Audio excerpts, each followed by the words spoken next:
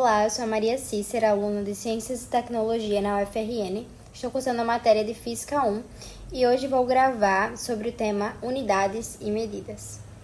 A física é uma ciência que estuda a natureza, fazendo medidas a partir de grandezas físicas, que nada mais é do que aquilo que podemos medir e assim atribuir um valor e uma unidade de medida. Mas você pode se perguntar, o que é medir?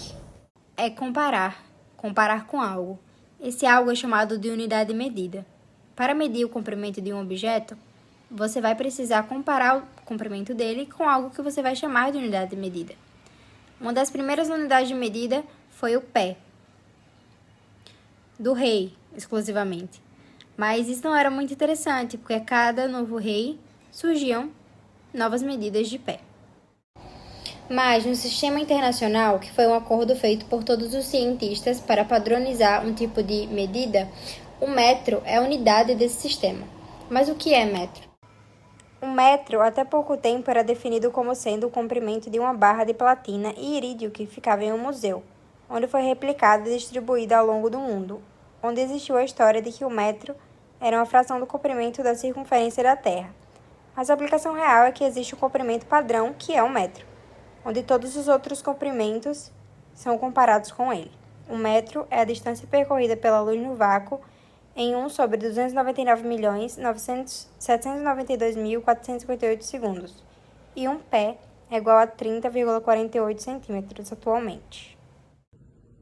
Sabemos que existem os múltiplos e submúltiplos do metro. Os múltiplos são eles o giga, o mega, o quilo, entre outros, e os submúltiplos o decímetro, centímetro, micrômetro e nanômetro, como se existe a nanotecnologia atualmente. Então, tem os símbolos e as suas potências em relação ao metro. Agora iremos filosofar um pouco sobre o tempo. Existe uma máxima que diz: se tu me perguntares o que é o tempo, responder-te-ei que sim, eu sei o que é o tempo. Mas se tu me perguntares se eu sei o que é o tempo, aí eu já não sei mais o que responder. É o famoso eu sei o que é, mas não sei explicar. Antigamente, o tempo se definia pela rotação em que a Terra fazia em torno de seu eixo. Mas hoje, o tempo é baseado no átomo de Césio 133, onde 1 segundo é a duração de 9.192.631.770 períodos de radiação, correspondendo à transição entre dois níveis hiperfinos do estado fundamental desse átomo. De maneira mais simples, nós temos que 1 segundo seria o tempo que, próximo à superfície da Terra, um pêndulo de 24,8 centímetros demoraria para ir e voltar. Aprendendo a transformar unidades, nós sabemos que um dia tem 24 horas, 1 hora é 60 minutos e 1 minuto é 60 segundos. Logo, ao multiplicarmos 24 vezes 60 minutos, nós temos 1.440 minutos, que ao multiplicarmos por 60 segundos, nós temos que um dia possui 86.400 segundos. Outra unidade de medidas que nós conhecemos é a massa, que no sistema internacional é o quilograma, representado pelo símbolo kg. Nós sabemos que 1 grama corresponde a 0,001 kg. A outra unidade de medida que temos é a unidade de corrente elétrica, representada pelo ampere, que seu símbolo é A maiúsculo. Temperatura, nós temos o Kelvin, representado pelo K. Nós sabemos que a água ferve a 100 graus Celsius, mas isso transformado em Kelvin, nós temos 373,15 kelvins. Quantidade de alguma substância também é unidade de medida, representado pelo mol, que seu símbolo é um mol, e 1 mol é igual a 6,02 vezes 10 a 23 átomos. E, por último, mais ou menos importante, a intensidade luminosa, que é representada pela candela, CD. Mas uma curiosidade interessante é que nas lâmpadas, nos rótulos das lâmpadas, nós temos os lumens. Mas ele é proporcional à candela, só que não oficial, digamos assim, porque o candela que é, no sistema internacional, a medida da intensidade luminosa. Irei agora fazer a conversão de quilômetro por hora para metros por segundo. Sabemos que quilômetro, a sua representação no sistema internacional de medidas é metro e hora é segundo. Então, vamos lá para a conversão de 1 quilômetro por hora para metros por segundo. Nós sabemos que 1 quilômetro é 1.000 metros.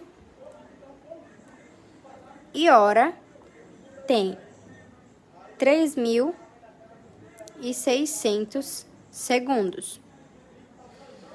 Nós iremos separar as frações para ficar mais fácil.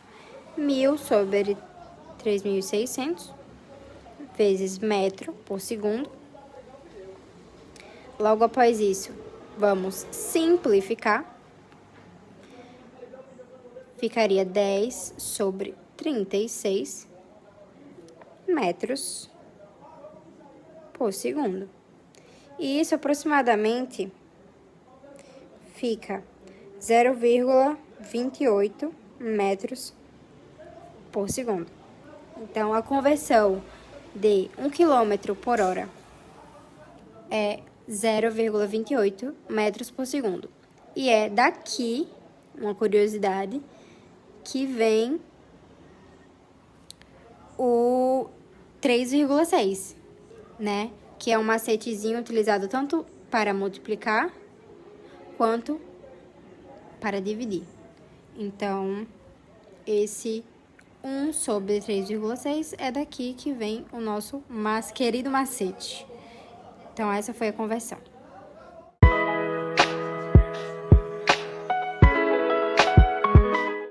Vamos à resolução da primeira questão, na tela. Um bloco de massa de 200 gramas preso a uma mola de massa desprezível realiza um movimento harmônico simples de amplitude de 20 centímetros sobre uma superfície horizontal, conforme apresentado na figura. Mede-se que o tempo decorrido entre a primeira passagem pelo ponto x igual a menos 10 centímetros com o sentido para a esquerda e a segunda passagem por x ao voltar é de 1 segundo. Com base nessas informações, é possível afirmar que a constante elástica da mola, dada em Newton por minuto, é de... Bom, então vamos lá para a resolução dessa questão, a questão de MHS. Eu sei que eu não expliquei do que se trata, mas como o meu tema é unidade de medida, engloba essa questão tranquilamente. Então, vamos lá. Sempre posso falar que o meu x é uma amplitude que pode ser multiplicado por mais ou menos A, que pode ser seno ou cosseno de ômega t mais 1 φ. Qualquer uma dessas equações descreve a MHS. Como ele aqui está negativo, partindo da esquerda, então eu posso dizer que o meu x, ele vai ser igual a menos A vezes o seno de ômega t.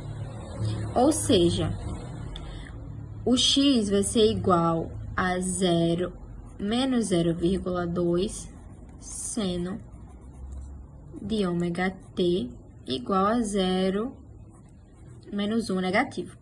Esse menos 0,2 advém dos 20 centímetros de amplitude que foi citado na questão. Mas, quando que isso será menos 0,1? Em quais pontos ele vai passar pelo 0,1? Quando o seno de ômega t for igual a 1/2. E quando isso acontece? Os primeiros 2 momentos que isso acontece, vamos lá, são entre os ângulos de 30 graus e o ângulo de 150. Ou seja, esse ângulo daqui vai ser 120 graus. E daí que se obtém que o ômega vezes o delta t vai ser igual a 2π sobre 3. O nosso delta t, a gente sabe que é 1 segundo, porque foi falado na questão. Ou seja, o nosso ômega é 2π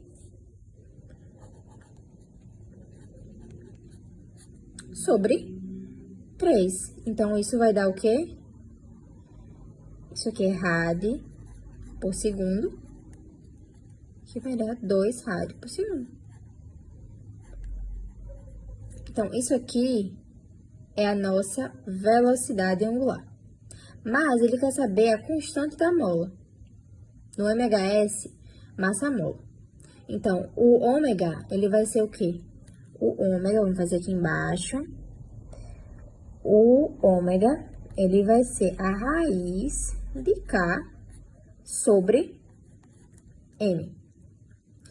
Levando isso ao quadrado, ômega ao quadrado vai ser 4, que vai ser igual a K dividido pela massa, que é 0,2. Então, o K vale 0,8 newtons por metro, que é a nossa resolução.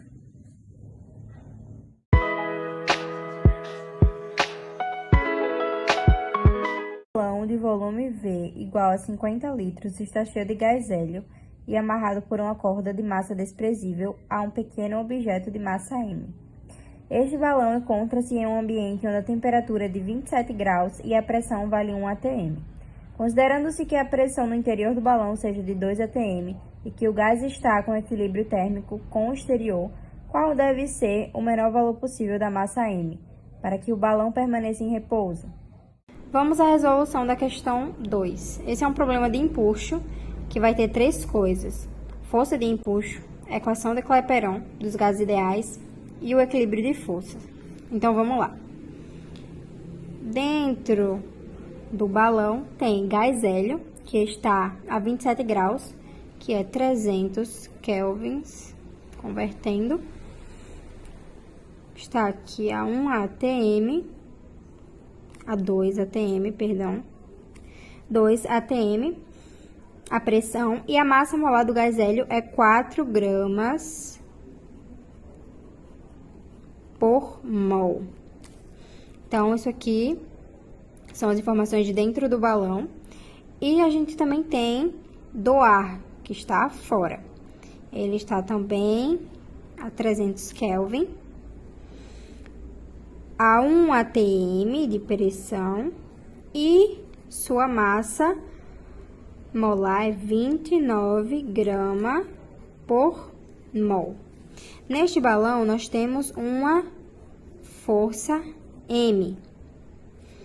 Outras forças que estão presentes nesse balão é a força-peso do hélio, que está para baixo, PHE, e temos a força de empuxo, que está para cima.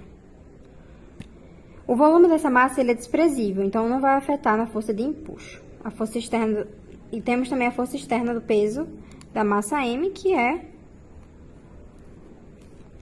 o peso. A força de empuxo vai ser igual ao peso do hélio, mais o peso da massa. E quanto é que é a força do empuxo? É o volume submerso do objeto vezes a densidade do ar vezes a gravidade. Para calcular o peso desse balão, a gente vai precisar da massa do balão vezes a densidade do hélio vezes a gravidade.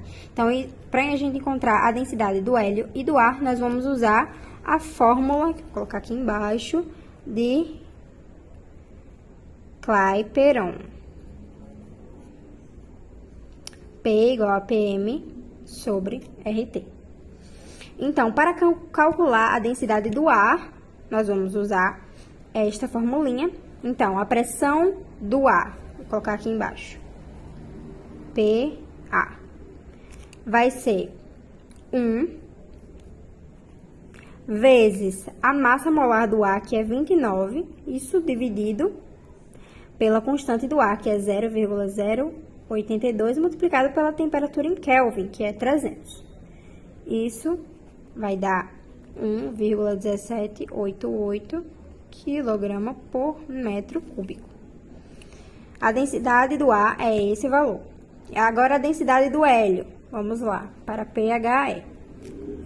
Vai ser a pressão do hélio, que é 2, vezes a massa, que é 4, dividido por 0,082 vezes 300, que é o mesmo caso da que a gente fez no A aqui em cima. Isso vai dar 0,3252 quilograma por metro cúbico. A gente fazendo a diferença desses valores, nós vamos descobrir o delta da densidade, que é 0,8536 quilograma por metro cúbico. E a gente vai entender logo mais, porque vamos precisar deste ΔP. Agora, nós vamos fazer a equação do equilíbrio das forças, que a força de empuxo vai ser igual... vai ser igual ao peso do hélio mais... Vamos lá, peso do hélio mais o peso do bloquinho. O volume, vamos fazer aqui embaixo, o volume vezes a densidade do ar, vezes a gravidade, que vai ser igual ao volume vezes a densidade do hélio, vezes a gravidade, mais a massa, vezes a gravidade. Aqui nós vamos ter que o volume vai multiplicar a densidade do ar menos a densidade do hélio, e isso vai ser igual a massa. Então, substituindo, nós temos que o volume, ele deu na questão, que é 50 litros, vezes o nosso ΔP, que é arredondando 0,86, e isso vai dar a nossa massa, que é 43 gramas, e assim a gente finaliza a resolução desta questão.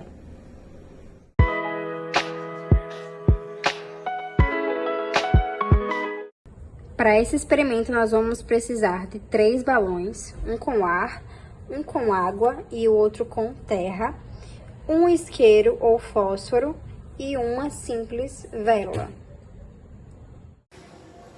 Nesse experimento, vamos demonstrar que o balão que contém terra e o balão que contém ar irão estourar ao entrar em contato com o fogo presente na vela, mas o balão que contém água não irá. Vamos entender o porquê. Com a vela acesa, nós iremos descobrir se o balão com ar vai estourar ou não. Vamos lá. Estourou. O próximo será o balão com terra. Vamos ver se ele vai estourar com o calor presente no fogo que está saindo da vela, ou se ele vai continuar intacto. Vamos lá.